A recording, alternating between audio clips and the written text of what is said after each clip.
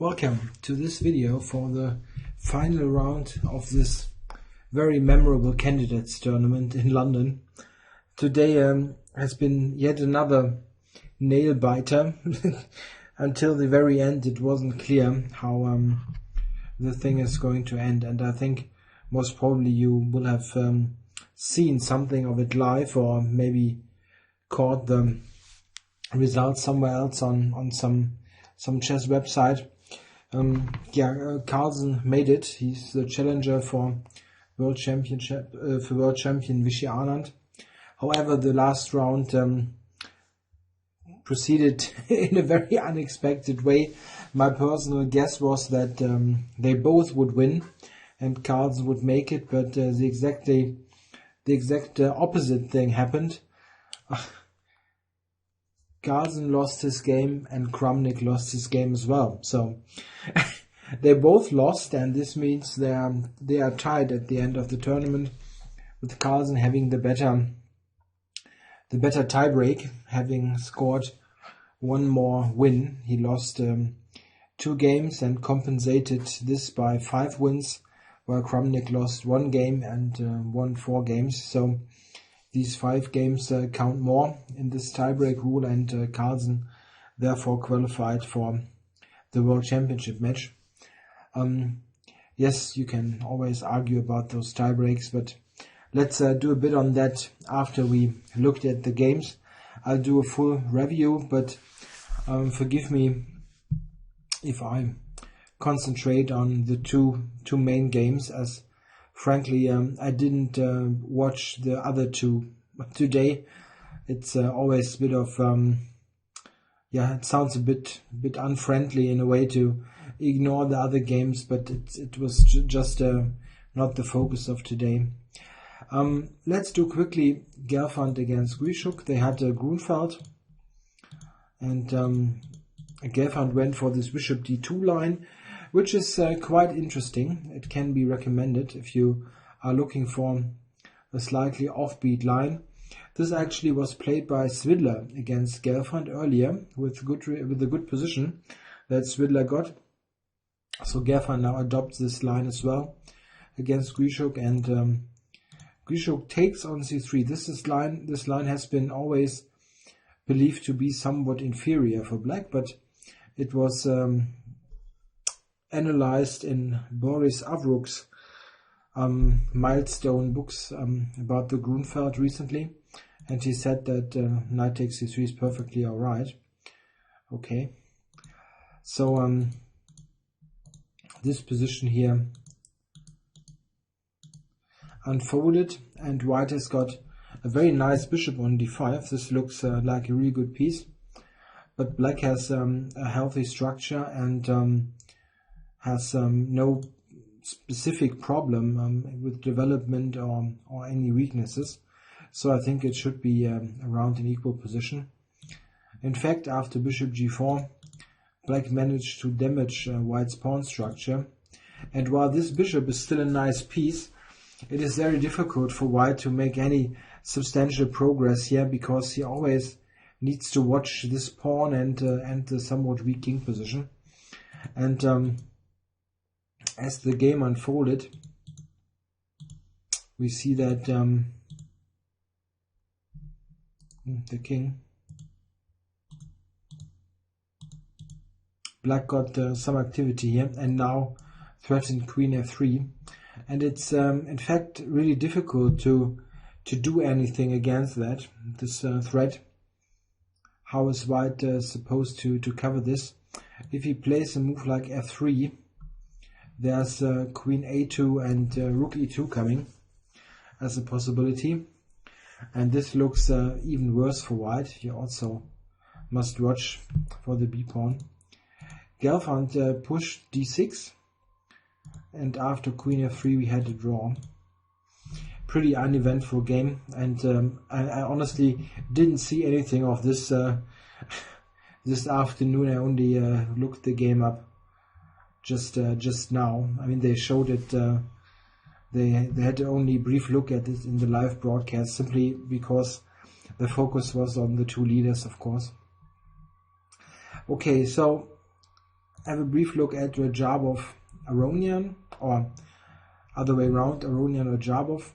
It was a very complicated King's Indian with h3. In fact, this is a line that I had recommended in my now somewhat older series on 1d4 openings, which I produced at the end of 2011, and this was one of my recommendations. Yeah, okay, we have a relatively normal looking position, which now suddenly explodes into activity with b5. Also, just quick about the players in the tournament. Aronian had a really good start and was really a contender for winning the thing, and then he simply lost too many games against Gelfand, against Svidler. He just blundered some very bad moves, and also this game against Kramnik. He still had chances if he would have won this game, and there were chances. Well, somehow it didn't work out for Levon. Okay, so a very complicated position now, and I didn't really have the time to analyze it. What happened? White's queen entered black's camp.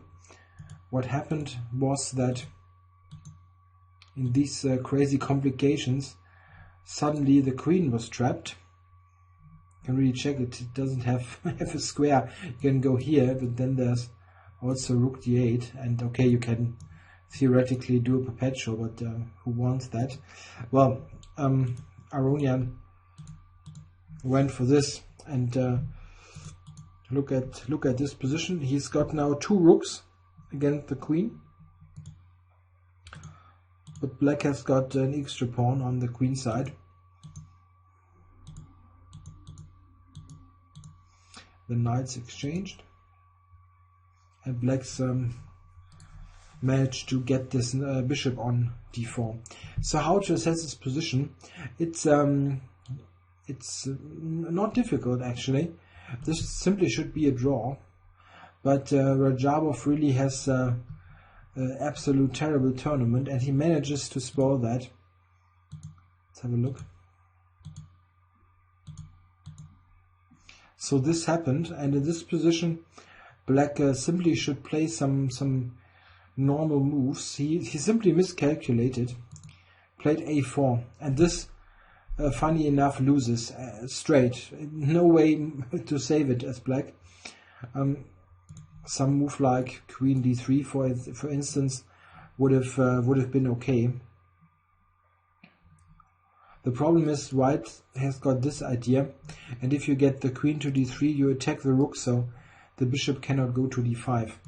In the game, after a4, have a look. Now, theoretically, black could go here, but this gives white the pawn, and it's a pretty dangerous pawn.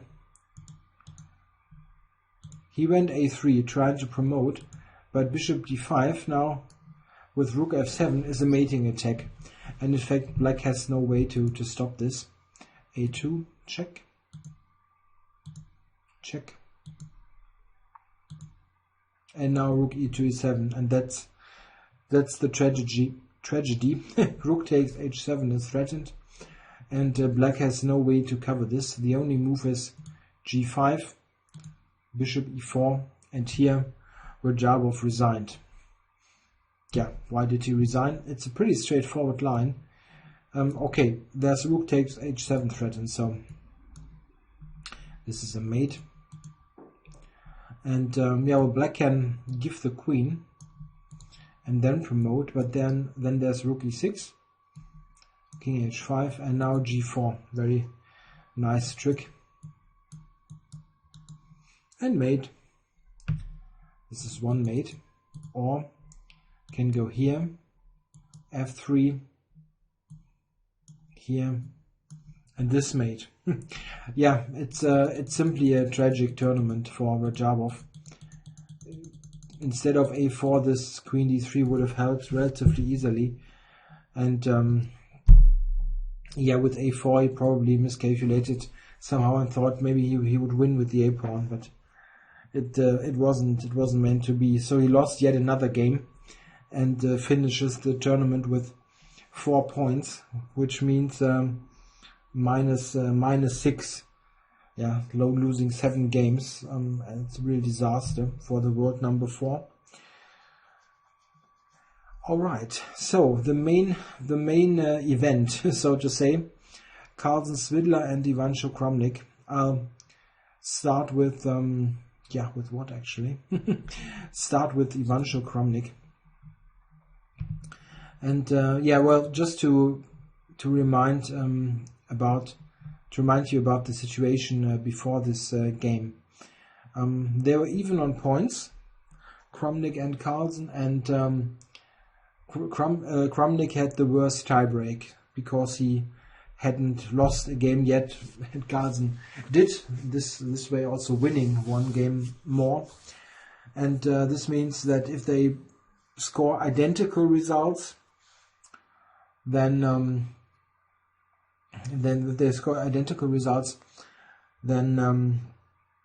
Carlsen is the challenger. If Carlsen scores more, obviously as well. And in case of anything like a draw by Carlsen or a loss, Kramnik scores, he's ahead. So he basically needed to reckon that Carlsen probably wouldn't lose as wide against Svidler, so he needs to win, as 2 draws are not enough. So Kramnik basically needed to play for a win from move 1. And how does he do that? Okay, here we go. Usually he plays the Nimzo or Queen's Gambit, but if you want to win at all costs, you need to go for something like this. And I think it wasn't a bad choice. Okay, we got the Pirk, or Pirk's defense. Ivanchuk accepting the invitation to transpose. And here I think Ivanchuk played a very, very good, he made a very good choice here to go for the classical variation with knight f3, which is not the most popular nowadays, simply because it doesn't put much pressure on black.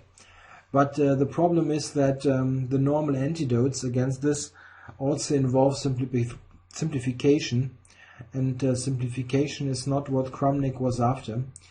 We will discuss this here. Here is a big parting of the ways for black.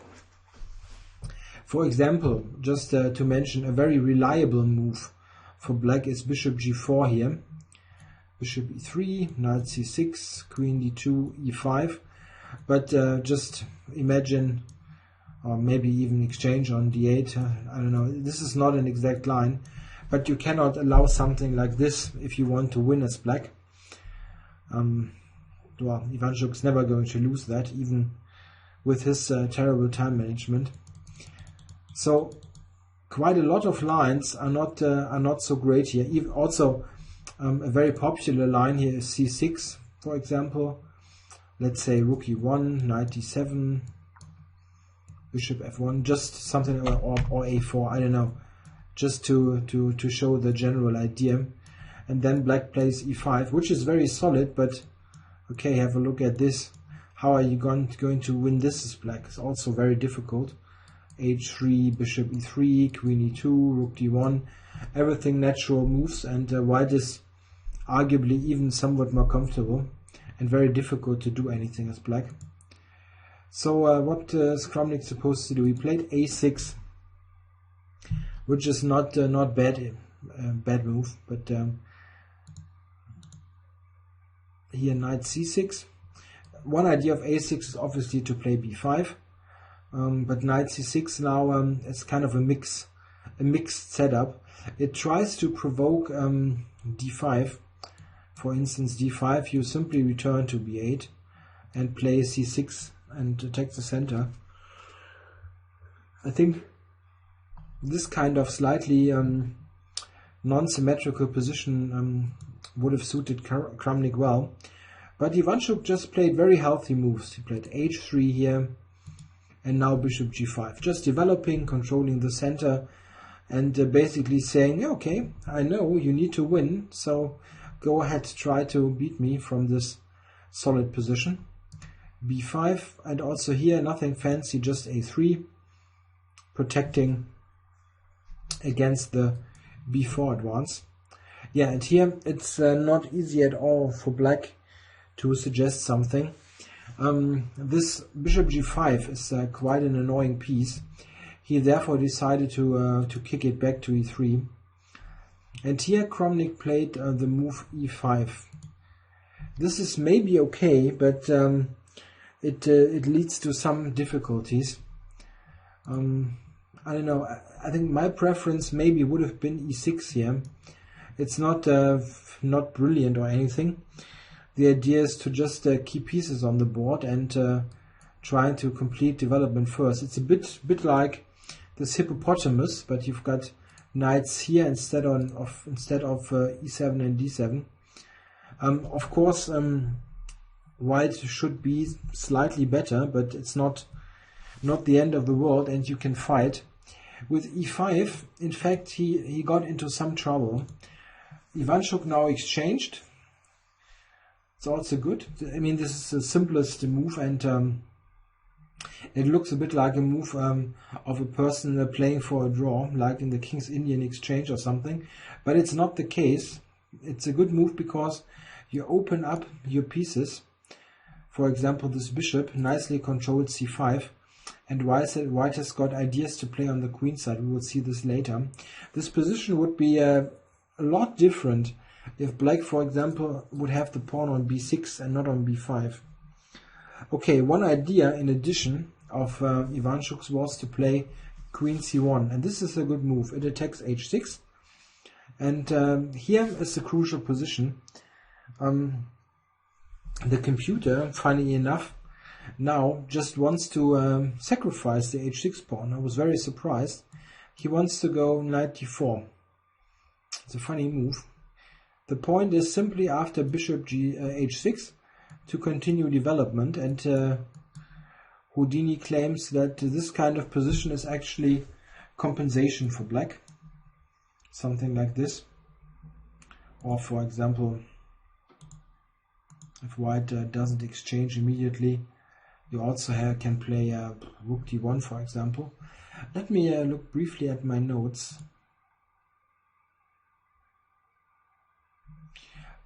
Something like this. Something like this is evaluated as compensation by the computer. Quite interesting. I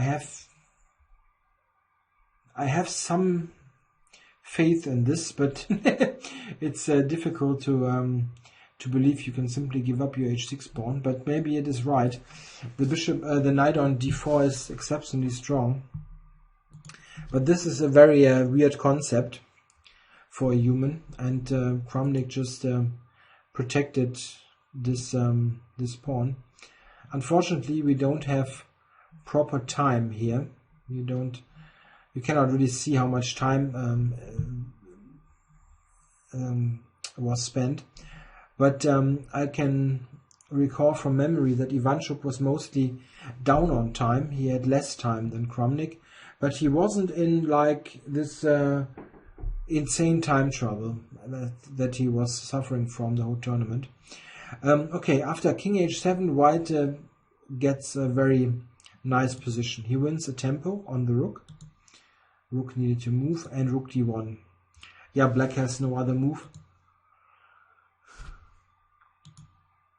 Now b4. b4 was also strong. This fixed the b5 pawn, and let's put those two moves on the board and now evaluate this position. Yeah, white has an excellent position here.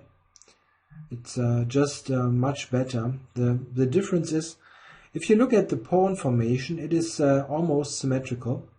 Yeah, a6, b5 against those pawns, those pawns.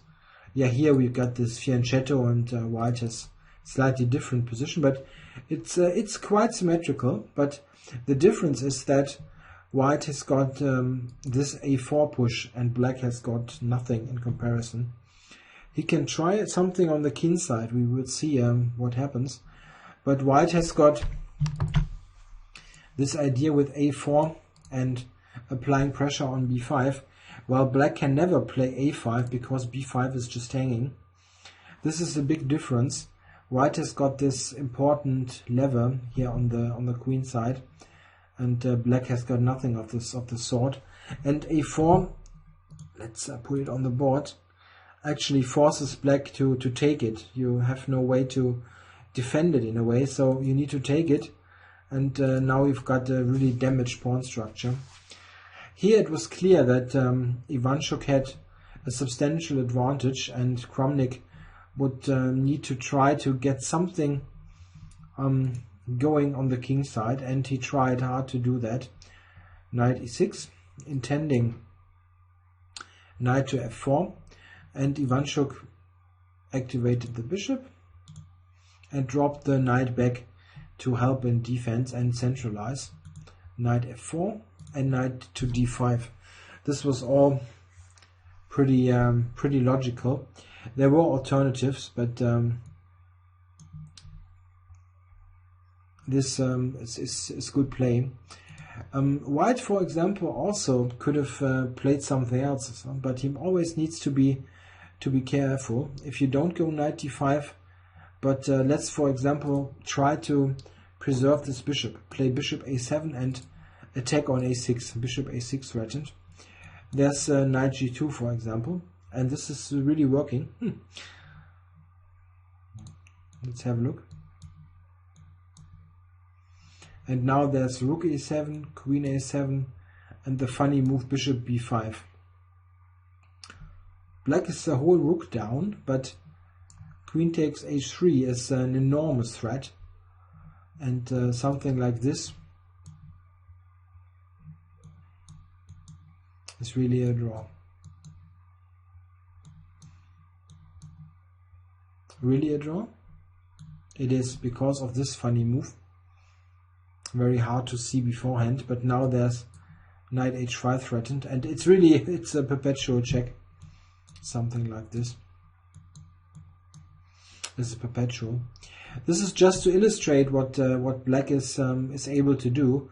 However, a perpetual maybe look nice here in the video, but this is not enough for Kramnik. He needs to win the game, and this makes it very difficult. In fact, the position is really bad for black. He normally, from a theoretical point of view, would be glad to have any kind of draws available or perpetuals or whatever, but he even needs to try to keep something going and maybe hope that Ivanchuk crumbles in time trouble.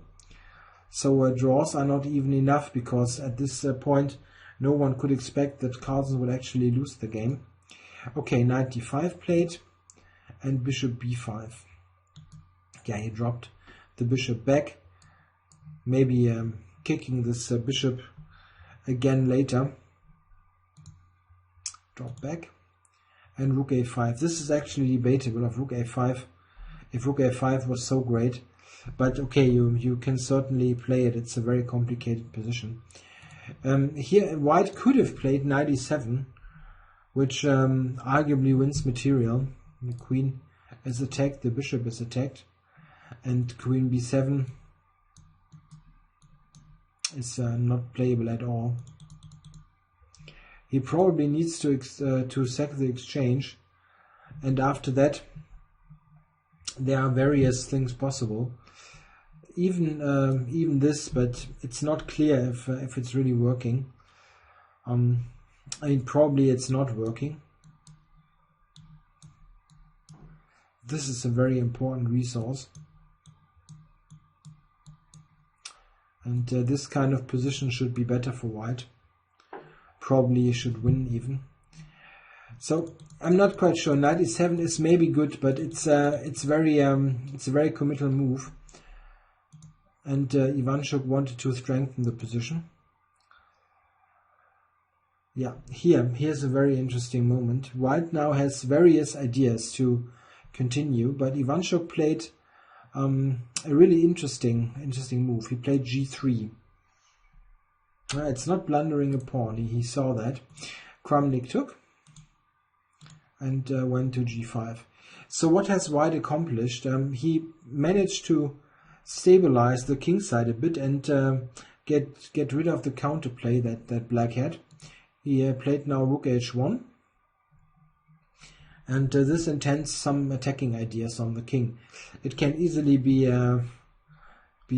over quickly if black blunders. For example, a simple move like knight takes is answered by this check and checkmate. Don't forget this bishop. If king h8, there's rook h6, also checkmate. So black cannot take on f3, and he needs to basically drop the king back. Yeah, now Ivanchuk exchanged and played f3. So he managed to somehow get rid of those attacking pieces, and he stabilized the center. And at the end, there are still those weaknesses here on a6, on c7. So it's probably a compensation for the pawn. It's not more, but he's got a very nice position for this pawn. It's easier to play for white in this position, that's clear. Yeah, Kramnik now decided to take the knight on d5. This piece was really annoying. Knight e7 and other ideas, so he took it.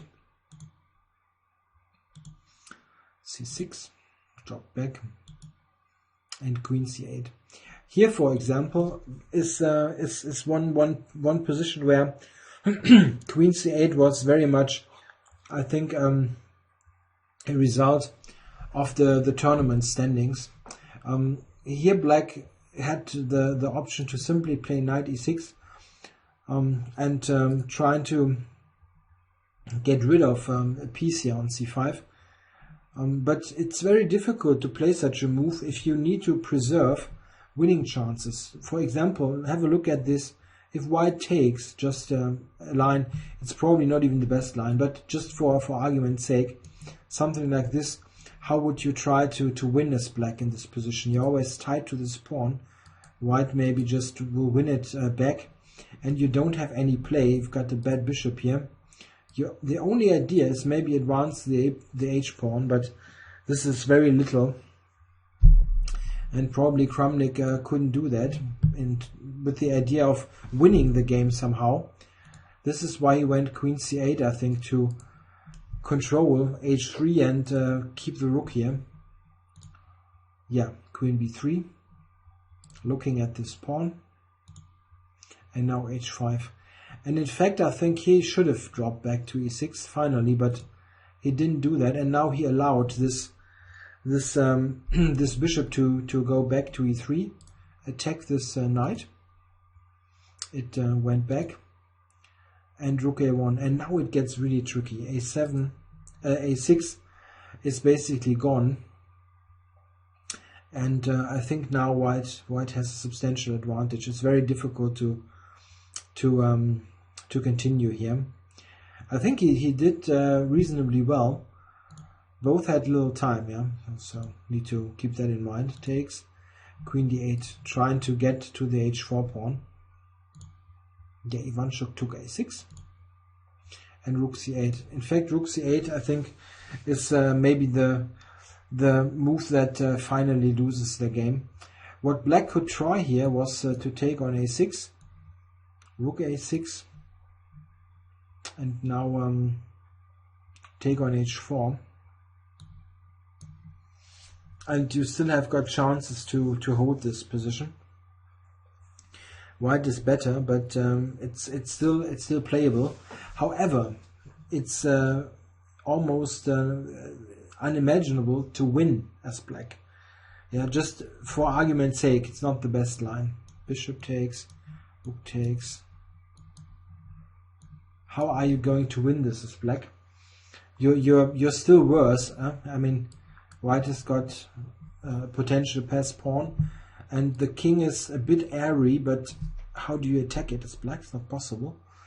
So this was something that Kramnik actually needed to avoid, because at this moment it wasn't clear that Carlsen was losing. I mean, he always needed to take into account that he would escape with the draw or whatever. it wasn't clear at all that he was losing just a minute or so before the time control. So Kramnik needed to avoid all kinds of simplifications, but after rook c8, rook h1, simple move, just cover the weakness. After this, and especially after this very powerful move, it was clear that Black's position was falling apart. Black cannot take because of this, and this is simply gone. No way to save this. It's a mating attack, extra material, everything at once. So Black cannot take, and this means what a pawn on b6, supported by the bishop. Yeah, this is lost now, and Ivanchuk managed to make the time control. And here I remember that he invested 15 minutes or so to really calculate this till the end. White can also just pick up c5 if he wants, also okay, but he played this move, and this is even stronger, I think, because rook a8 is such a big threat. Black really has no response to this move. He went rook d6, rook a8, this was the point. The queen is trapped now, and we basically have an exchange now. It's funny, all those rooks are hanging, but yeah, took here, bishop b6, rook a6, rook b7, king f1, and here Kramnik resigned, and this was the end of it. As with the loss, Carlsen's result didn't matter anymore. Carlsen had lost before, but it must have been a terrible feeling to lose as well, learning basically afterwards that the draw would have been okay. But you never know. If if Kramnik would have played some less enterprising opening, and it wasn't happening much, then Carlsen probably wouldn't have risked anything and just drawn the game. I think he did okay. I mean, he needed to try to muddy the waters and play a complicated game, and it simply didn't work out. Ivanchuk also played a good game. I mean, you cannot really criticize much of his moves here, I don't think. And therefore, it's just a matter of the tournament situation getting back at you, so to say, the nerves and the absolute necessity to play for a win at all costs is often costing you a game. Okay, so final story here. Carlsen against Svidler. Yeah, Magnus with white. He went e4, and you have a Spanish again. I actually always think that he's doing better with d4, but okay. I was more expecting d4 for this game, but okay. Rui Lopez with d3, the modern main line, so to say. Everyone's afraid of the marshal, so they play d3. b5 and d6 is normal. And here white's got many options. The main move is a4. And this is actually, I think, how Svidler played in the first turn of the tournament against Carlsen, where Carlsen won as black. Okay, a4. But here a3 was played. This has recently become somewhat popular. The idea is that black, of course, was threatening knight a5. And you want a square to drop the bishop back to. Castles. And knight c3. Yeah, this is often an interesting idea to go for knight c3 instead of knight d2. If you play knight d2, you're sort of admitting that at some point you probably need to play rook e1 anyway. So rook e1, knight f1 to g3 or to e3. With knight c3, you're trying for knight e2 g3 without moving the rook. And this can sometimes be really useful to have the rook still on f1 to play f4 maybe at some point, or simply to save a tempo. Yeah, bishop b7 now by Svidler. This is sometimes not a good idea to play against those pawns, but he has a regrouping in mind that I like quite a lot. Bishop d2, queen d7, a4, knight d8. This was Svidler's idea, regrouping the knight to e6, so that maybe even a journey all the way through to f4 is possible. Yeah, took on b5, took on a8, and knight e2. Yeah, to be honest, if you know my channel and have watched some of my games and some of my videos, you probably know that I'm an e4, e5 player as black myself, and I always wonder what white is after in this kind of setup. It always seems to me very toothless. White has maybe a little something, but it's very little. It's simply that this bishop is a good piece, and this is the only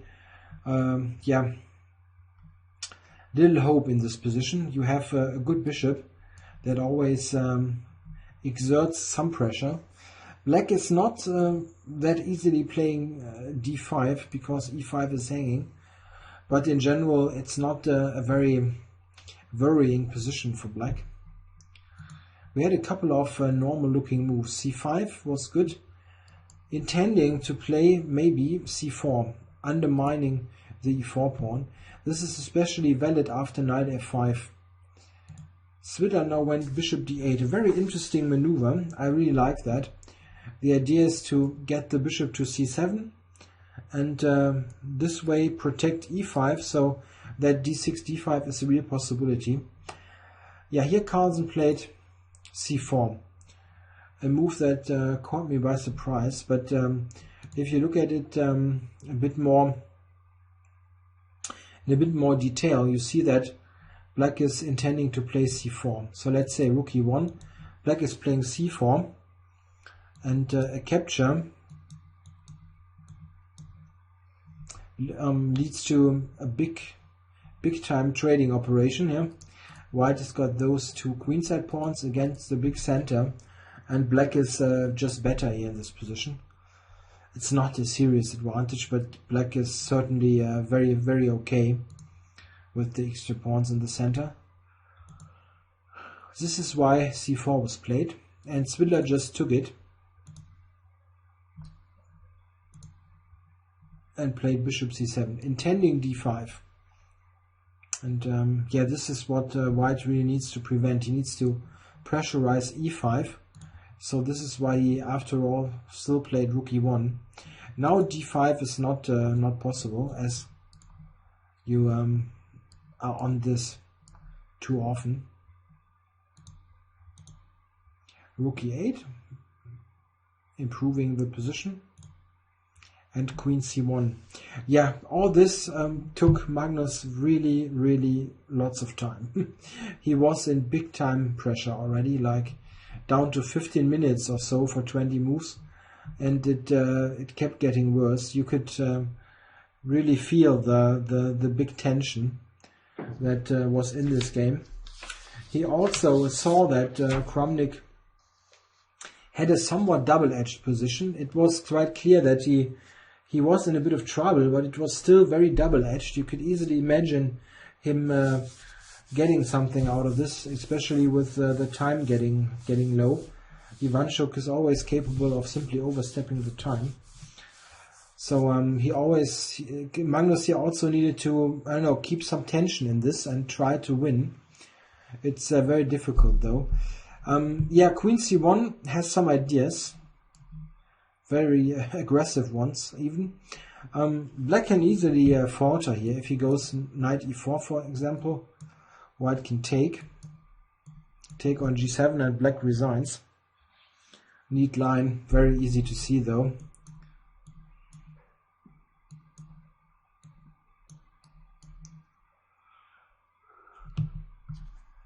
Yeah, and it's over. Knight h5, this is what Svidler played, really cool move, I think, intending knight f4. playing actively. I really like his game in this here. Svidler played an excellent game, I think. Yeah, Magnus played g3 here, controlling f4. This is understandable. And Svidler played g6, attacking the knight. And now it gets really crazy. Knight h6 check. Otherwise, this doesn't make any sense. King g7 and knight g5 now. You could calculate knight to f7 here, but I'm not sure what it is leading to. Something like this.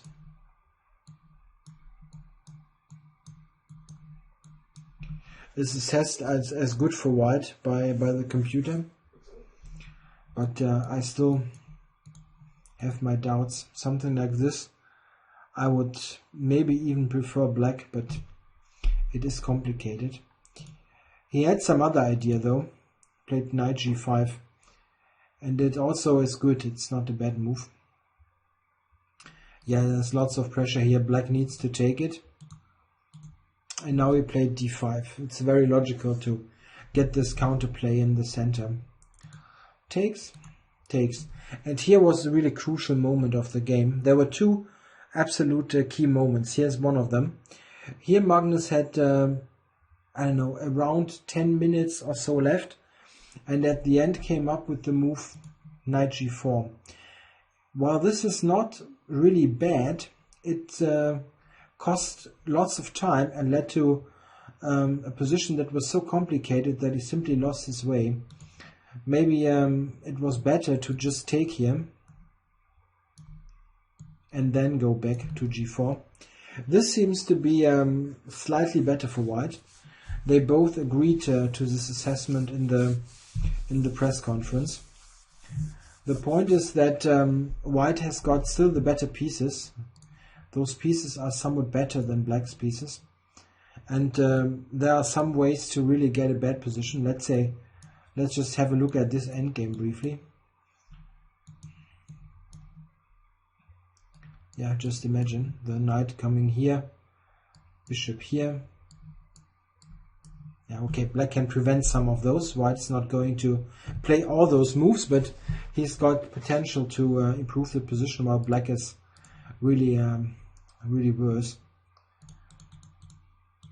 It was a bit, it was not optimal play here, but this is the kind of position that white is aiming for. And it is also relatively easy to play. One thing though, yeah, Magnus also needed to keep in mind, you always need to keep winning chances. But I think he simply misjudged this in a way. It's not, he doesn't mind simplifications if he thinks that it's okay for him. So this is what he should have done. He played something else, as mentioned. He played this knight g4 immediately. And this now leads to really crazy complications. Easy to see is that this is bad, simply leading to a great bishop pair position. But Svidler played bishop to f3. This is just a good move. Removing this bishop, attacking the knight, and putting the question on white, what are you going to do now? Especially with very little time. Yeah, not much choice. He gave the check on f6. This was the idea of knight g4. Black cannot take, yeah? This is important. This is just deadly. So he needs to drop back. And yeah, this is a crazy position. He gave this check now.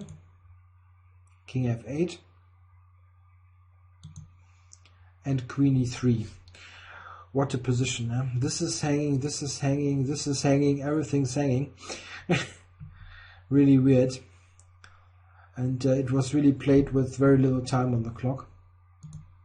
Svidler played this move, just dropping back to b7, which basically means, okay, I'm attacking your bishop now, what are you going to do about it? And he retreated. Yeah, very, very critical position now. Queen h3 was played by Svidler now, intending the mate on g2. And in this position, Carlsen was down to seconds, 30 seconds, 40 seconds or something. It was really a pain to watch, yeah. Simply because you saw that he was trembling. I mean, this was really the nerves really played a big role here. Yeah, the fun thing is White only has 2 moves here to prevent the mate. This is f3, or the other move is bishop d5. And bishop d5 is the move he should have played, which at the end probably is even slightly better for White. But it was impossible to do all this in this time. I actually doubt that he would have managed to continue until move 40 with this continuation, as is very complicated. First of all, what is the idea? Of course, yeah, black must take it. It's just hanging on b7. And now this check, this was the idea. Check and attacking. So king g7, queen d5, king h6. This is of course the big problem. This knight was hanging. Queen f7. It continues though. Those pieces are hanging. And Svidler in the press conference said he had intended beforehand rook c8. I'm not sure if he would have played it, because he had more time, at least like 15 minutes or so. And here black has got alternatives. The best move seems to be bishop a5 even. Rook c8, as planned by Svidler, leads to some problems maybe. There's bishop e7 or queen e7. Queen e7 is the more natural move, attacking or intending bishop g5 mate. And this should be okay for White. A possible continuation is, let me look it up in my notes. It's really complicated. A possible continuation is queen f5, and now rook c1, using this pin. And it's hard for black to make a move now. A funny move here is the following. Rook to g8, good luck with finding that. Rook c7, rook g7, really cool line. A possible way to play after this is this kind of thing, and then g5, g4, takes, knight f4, and probably it will end in a draw. It's very complicated though. White shouldn't lose, of course. This is clear. It's just one line. Rook c8 is also not the best move.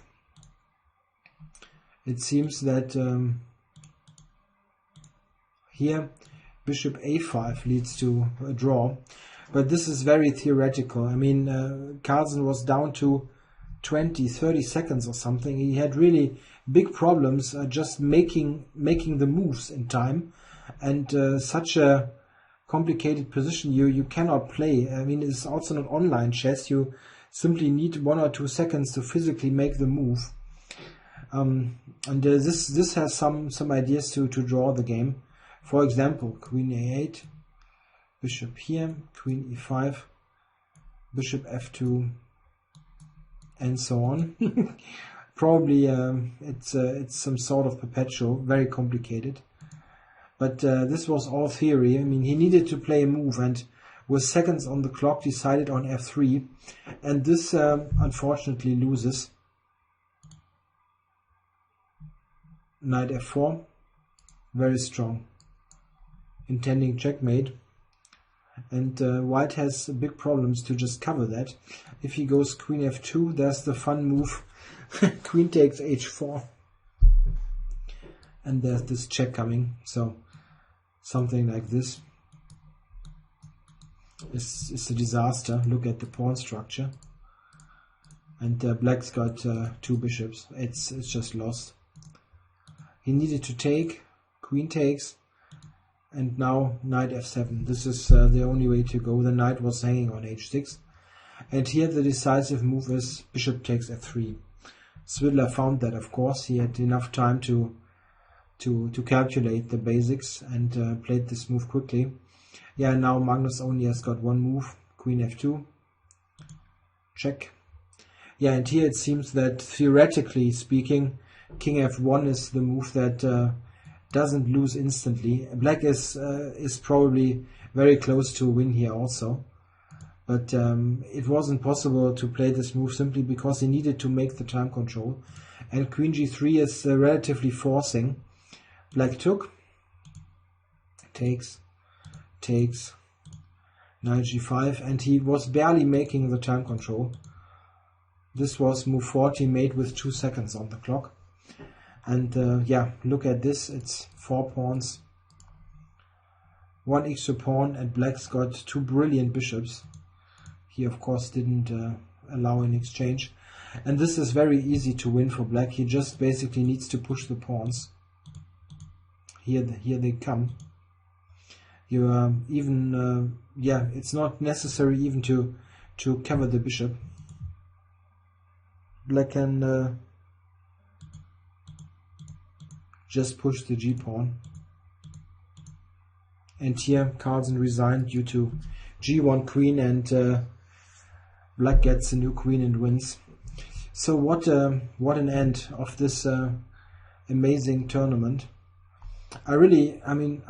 I follow chess events for 25 years now, and I can hardly remember such a thrilling final end of a tournament. Like the last 3 rounds, what was this? I mean, remember 3 rounds ago we had Carlsen losing against Ivanchuk.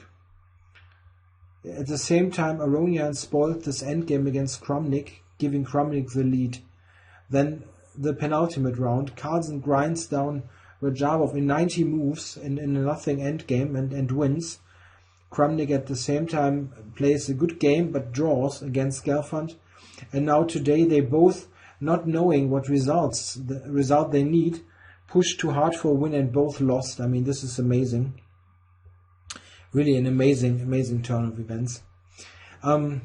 Let's have a brief look at the final standings. I didn't prepare this beforehand, unfortunately, but just quickly, I think I should be able to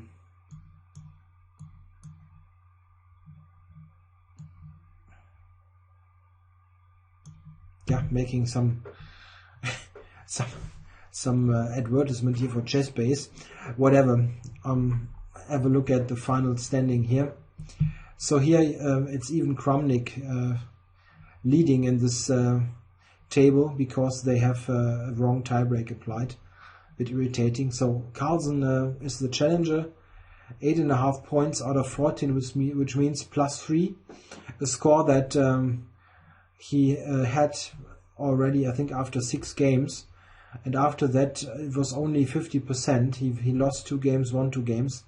And at the end, it was also a matter of nerves, I guess.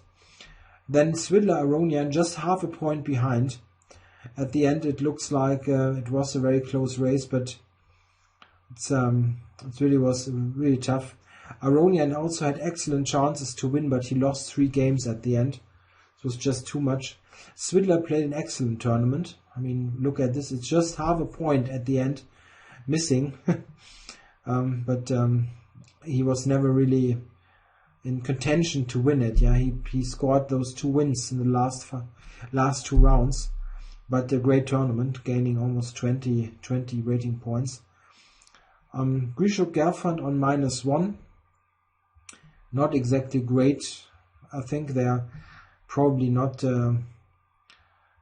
enthusiastic about their performance, but it wasn't bad either. I mean, Ivanchuk exactly played on his rating level. Gelfand won 5 points. Yeah, Ivanchuk of course had an utterly crazy tournament. Look at this. He won against both leaders. Their mini matches, 1.5. He beat Kramnik in the last round and Carlsen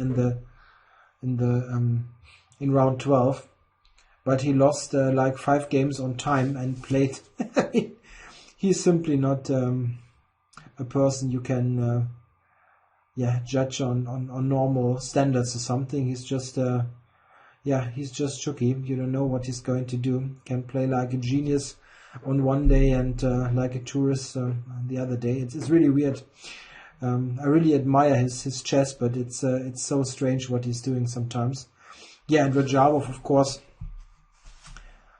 played the most disastrous tournament imaginable with 4 points out of 14. This is -6, losing more than 30 rating points. He simply had a bad tournament, and he lost everything at the end, just breaking down. So a fantastic event. I hope you enjoyed the coverage. It was a pleasure to do, but also very exhausting every evening analyzing and making the videos. I'm not sure about the next couple of events. If there's some extraordinary tournament, I'll do some coverage, but probably not on a daily basis. It's just too time consuming. I hope you enjoyed this, and I'll be back with Blitz videos and other content on a daily basis, of course, but I'm not quite sure about the next big tournament as mentioned. Yeah, cheers and bye.